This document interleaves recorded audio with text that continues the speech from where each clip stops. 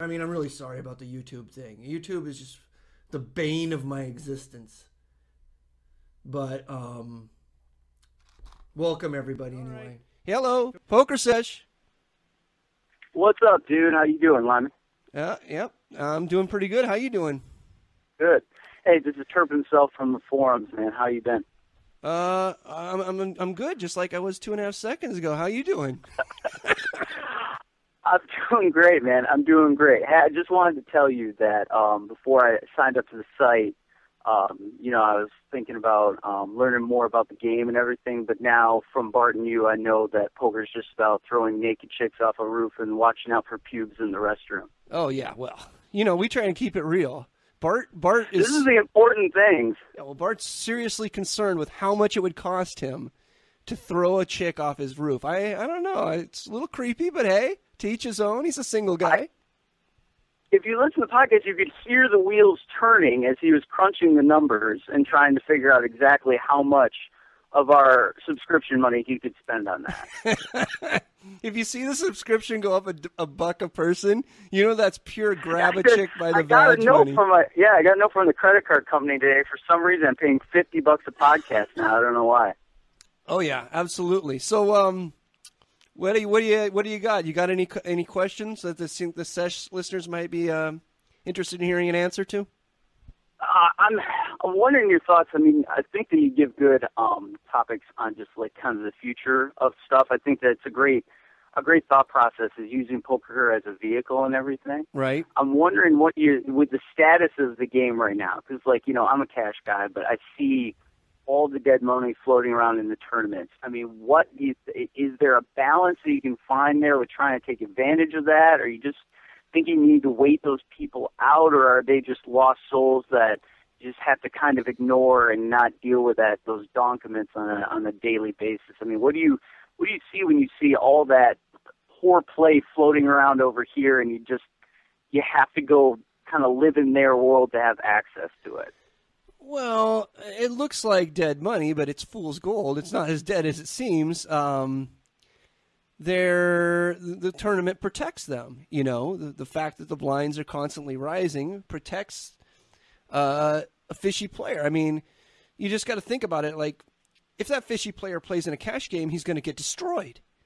But like your average tournament guy, your average donkament guy, if he plays in a cash game, he gets destroyed because a lot of the things that he doesn't know how to play deep, he isn't used to being patient, he isn't used to being multi-weight pots. There's just a lot of reasons. But if you took if you had a cash game that behaved like a tournament, they might do fine. I mean, it's a slightly different skill set.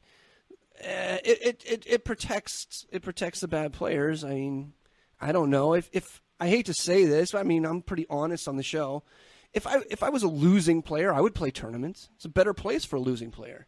But I mean, if you actually want to work on your game and you actually take becoming better at this game seriously, then it's never going to happen in tournament atmosphere. You got to play cash. Cash is where it really happens.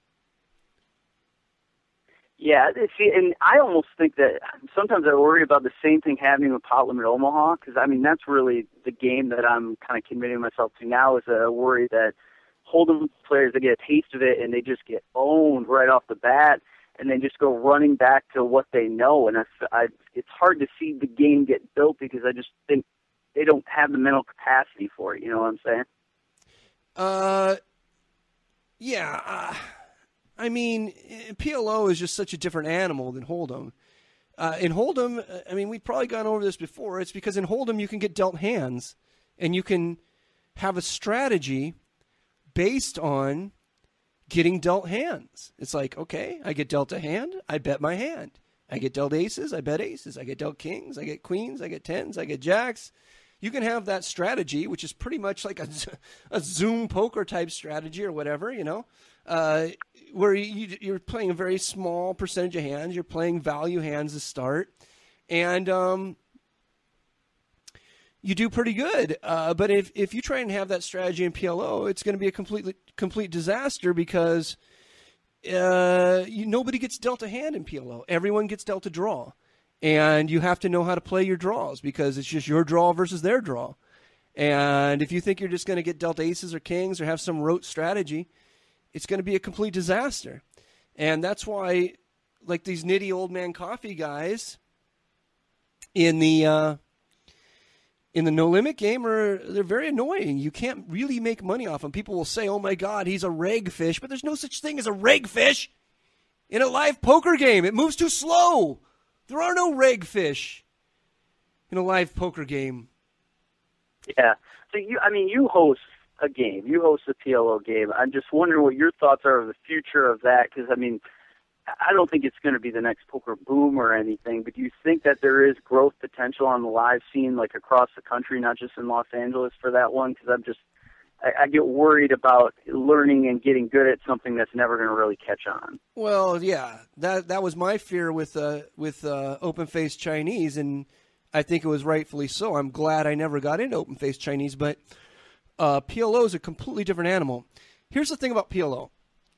There's probably a guy in your casino, several in mine, your card room, that goes from the poker game to the blackjack pit, and then he comes back, and then he goes from the poker game to the baccarat game, and then he comes back. That guy, if he ever gets introduced to PLO, will never leave PLO because PLO plays like a table game. You just need to get him in there. So once you get the table game guys in a PLO game, they always play PLO. The way to get them into PLO is you play the game half and half. And the way all half and half games work is it starts half PLO and half Hold'em. And by 3 hours later, 4 hours later, it's all PLO. It always goes that direction.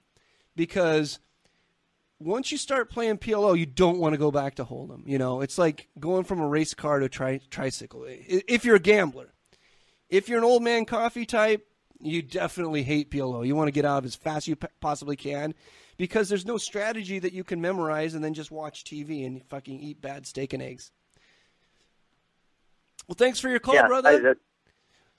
That's been my experience as well. So, yeah, I believe in that for sure. So, I appreciate it, dude. Yeah, thanks for the call and call in next week, too. Can't wait to talk to you again. All right, take care. Later. All right, who else? Next caller, you want to take the test here? What do you want? No, I have questions for you. Okay, ask me questions.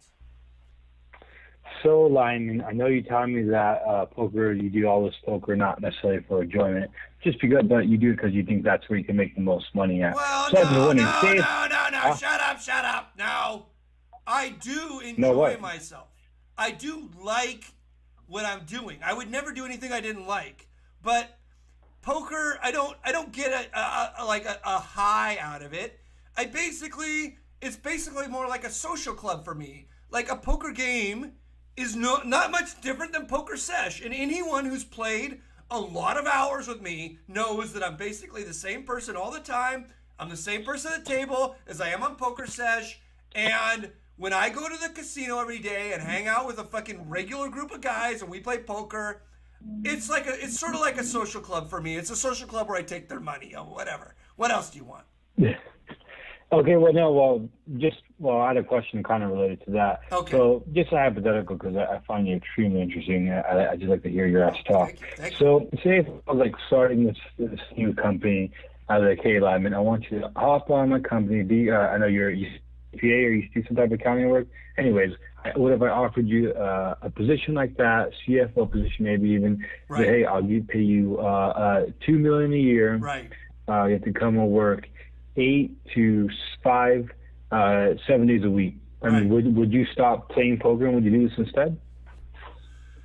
$2 million. I have to work 8 to 5, 7 days a week for 1 year, and then I have to quit playing poker for how long? Just as long as I work there? Yeah. Yes, I would do that for 1 year for $2 million. Yes, because I think that. What if I give you an option to renew? I probably would not renew. I would just take the money and run because I think that's a good use of 1 year's time. Like for a year, I could have fun doing anything for a year. Like even if after like the first 90 days I decided that you were a complete fucking fuck up and it was a horrible place, I would have fun for the next 9 months. I would figure out ways to have a good time and spend my time. You got to remember something. Remember this. I was a vice president at a finance company. After the first night, I was there for 4 or 5 years. 4 years? Nah, 4 years, not 5 years. 4 years. After the first 90 days, I knew I hated the fucking place. I just played online poker all day long at Party Poker. That's all I did.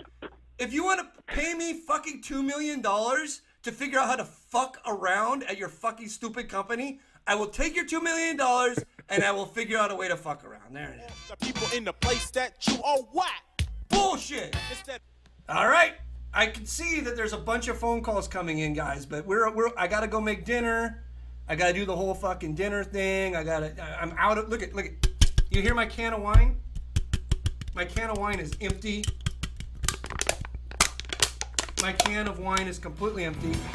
My cigar is empty. There comes the music, and we are out.